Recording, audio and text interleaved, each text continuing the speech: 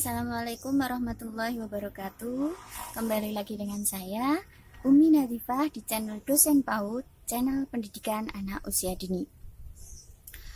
Teman-teman, hari ini saya akan membahas tentang cara memilih judul skripsi. Nah, tips tentang bagaimana kita atau kiat-kiat nanti kita mencari judul skripsi biar nggak galau ya. Jadi nanti kita akan membahas 10 tips atau 10 cara mencari judul skripsi. Yang pertama, mulailah mencari judul skripsi dengan bertanya kepada diri sendiri. Nah, bertanya kepada diri sendiri maksudnya bagaimana ya? Maksud dari bertanya kepada diri sendiri adalah mata kuliah apa ya, atau saya itu paling suka dulu waktu kuliah itu di mata kuliah apa ya, saya paling seneng itu dengan materi apa ya.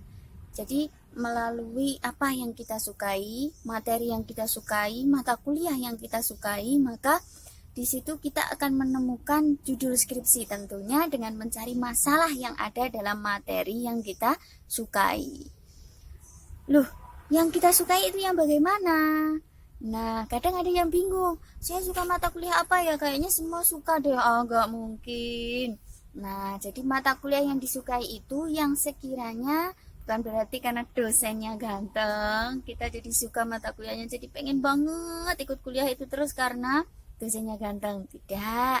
Tapi teman-teman, kuliah atau mata kuliah yang kita sukai itu berarti ketika kita sudah lulus tapi rasanya itu pengen ngulang terus gitu, kayak nagih gitu ya kuliahnya, seneng materinya tanpa kalau kita mau ujian tanpa kita belajar itu pasti kita sudah bisa menjawab soal UAS atau UTS-nya dengan mudah karena kita suka. Kalau kita suka pasti ujiannya jadi mudah. Itu ciri-cirinya. Nilainya pasti ya, belum tentu juga. Kemudian yang kedua, kita bisa dengan cara melakukan studi kasus di perpus. Jadi kita cari atau langkahkan kaki kita ke perpustakaan, nongkronglah di perpustakaan, yang sekedar membaca atau hanya sekedar say hello dengan petugas perpus tidak masalah. Jadi kita cari skripsi daripada para senior terdahulu sebelum kita yang sudah lulus, barangkali bisa menjadikan ide-ide atau gagasan baru, memunculkan ide tentang bagaimana kita membuat atau menemukan judul skripsi yang tepat untuk kita, tentunya sebagai relevansi. Kemudian yang ketiga, silahkan jenengan cari jurnal yang terdahulu, jurnal-jurnal lama atau jurnal-jurnal yang kemarin juga tidak masalah. Silahkan lihat atau dibaca lagi jurnal tersebut. Barangkali ternyata kita bisa membuat jurnal tersebut sebagai sebuah permulaan yang dimana kita bisa lanjutkan penelitiannya. Jadi contoh, bukan berarti plagiasi ya, bukan. Jadi contohnya begini, ada penelitian pada tahun 2000 yang mengatakan bahwa ciri-ciri anak autis itu ada 5. Nah, sekarang kan sudah 2020. Kita bisa mencari lagi. Oh, ternyata ciri-ciri anak autis itu ada 10 sekarang. Jadi tidak 5 lagi. Nah, ini namanya penelitian pengembangan yang bisa kita lakukan bukan dengan mencontoh dari judul jurnal menjadi judul skripsi, tapi dengan cara mengembangkan dari apa yang diteliti oleh jurnal kita teliti pada tahun sekarang sehingga menjadi lebih relevan. Itu ya. Kemudian yang keempat, silakan bisa kita cari dari situs-situs berita yang terpercaya, boleh di IG, boleh di Facebook, boleh di TV, boleh di media-media yang di situ benar-benar terpercaya dan membawa berita-berita hot atau terhangat yang bisa kita coba ungkapkan atau bisa kita tarik menjadi penelitian skripsi. Contoh, kalau untuk media pembelajaran seumpama ternyata sekarang sedang marak paikem atau paikem gembrot atau paikemi dan seterusnya, kita bisa gunakan metode tersebut menjadi, atau berita atau bahan tersebut menjadi sebuah penelitian kita. Atau karena metode Paikem itu kan sudah metode terdahulu, barangkali metode Paikem yang dulu diterapkan itu berbeda dengan yang sekarang diterapkan, itu juga bisa kita jadikan penelitian skripsi. Kemudian yang kelima, silahkan bisa sharing dengan kakak angkatan. Nah, sharing is caring. Kadang kita sharing, niatnya sharing ya dengan kakak angkatan. Barangkali kita dapat jodoh, kan enggak tahu.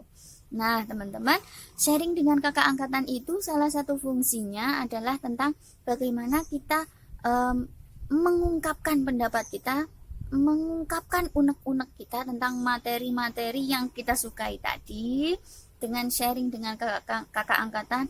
Kak, ini benar enggak ya kalau ini seandainya dikatakan bahwa, contoh ya, teori ini mengatakan bahwa pendidikan adalah tentang usaha sadar dan terencana. Nah, sekarang pendidikan itu udah nggak sadar lagi, tapi udah menjadi kebutuhan, bukan menjadi kesadaran. Nah, barangkali dengan nanti akan mengembangkan penelitian tentang kesadaran dalam pendidikan anak modern sekarang, seumpama. Bisa jadi, boleh, enggak apa-apa. Jadi sharing itu penting. Barangkali apa yang dikatakan oleh kakak angkatan bisa menjadi inspirasi kita untuk membuat judul skripsi.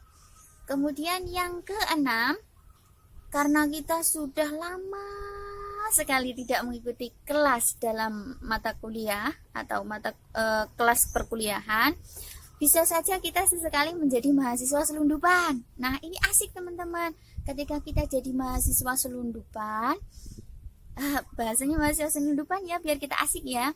Jadi mahasiswa selundupan itu ya barangkali ketika kita sudah masuk dalam kelas adik tingkat kita bisa mendengarkan ceramah dari dosen yang kita sukai. I find dosen itu, saya suka sekali dosen itu, dan berkat beliau, kata-kata beliau, saya menemukan inspirasi, bukan hanya terdiam dan melihat, ya Allah, dosennya ganteng sekali, bukan begitu ya.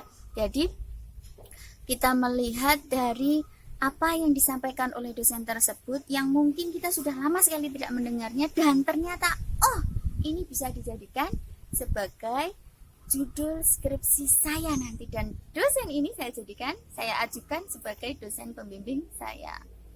Bonus ya. Kemudian yang ketujuh, nah ini biasanya kita akan menemukan yang namanya idealitas dalam diri.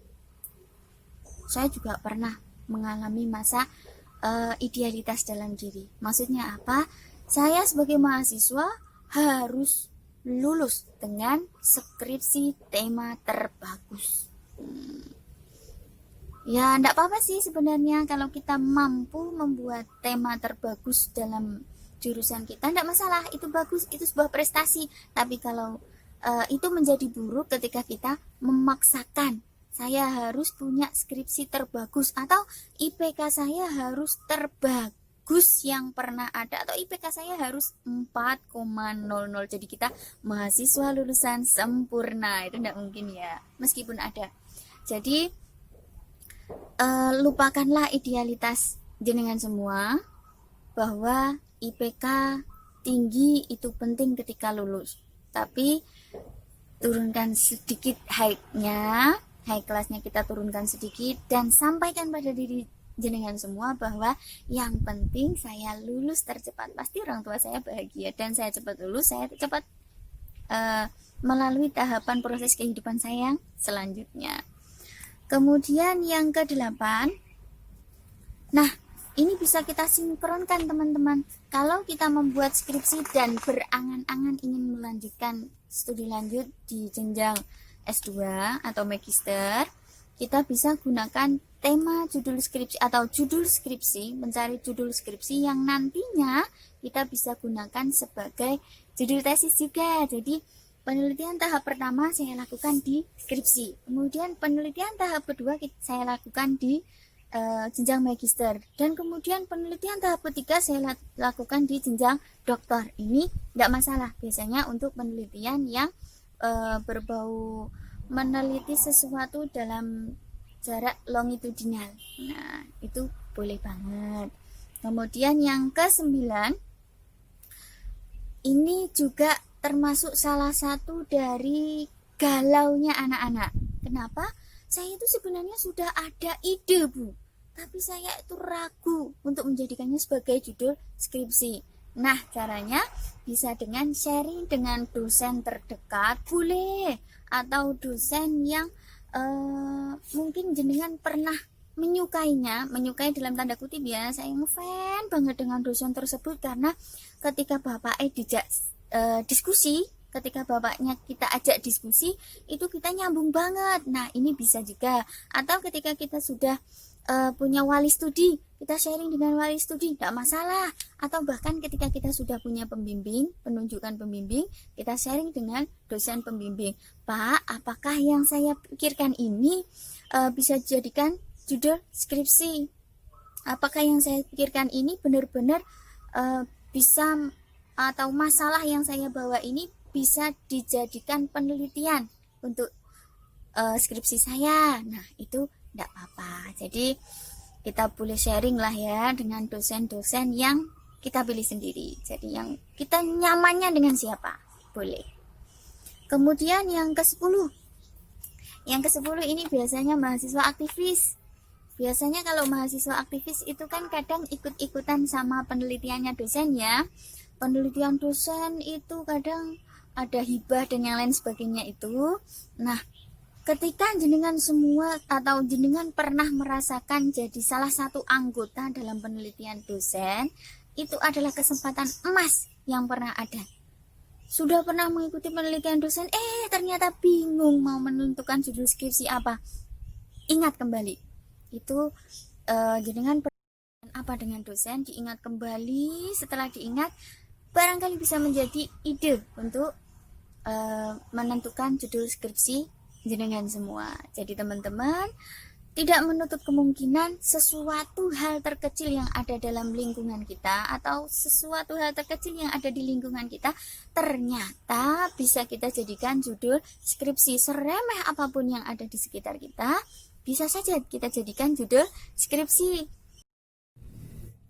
Jadi teman-teman, itu tadi 10 tips yang bisa kita gunakan untuk mencari judul skripsi. Nanti kalau teman-teman masih bingung, bisa berkomentar di kolom komentar. Insya Allah nanti saya balas atau bisa saya lakukan pada video berikutnya. Jadi tetap semangat teman-teman. Kita harus mencapai titik level selanjutnya dalam kehidupan kita. Jangan terpuruk oleh skripsi yang kita dapatkan. Kurang lebihnya mohon maaf. Sampai di sini untuk pertemuan kita hari ini. Sampai jumpa di pertemuan selanjutnya. Terima kasih. Salam sayang dari saya. Assalamualaikum warahmatullahi wabarakatuh.